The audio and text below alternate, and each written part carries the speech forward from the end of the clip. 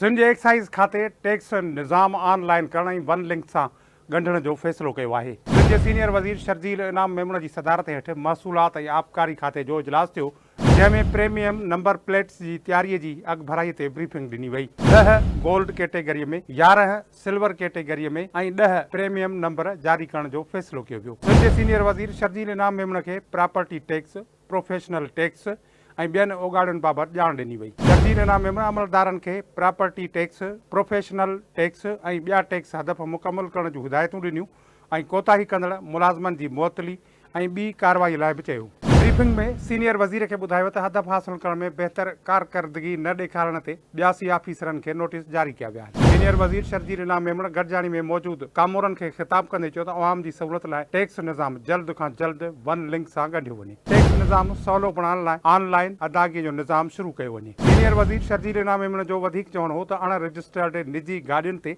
सरकारी number plate हणणु ॾोह आहे, उन बाबति कानून साज़ी कई वेंदी। एक्साइज़ ऐं टैक्सेशन वारे वज़ीर शर्जील इनाम मेमून चयो त जेली नंबर प्लेट जो ॾोह ज़मानत न थियण जोॻो क़रार ॾियण ऐं 1 साल क़ैद जी सज़ा लाइ कानून साज़ी कई वेंदी।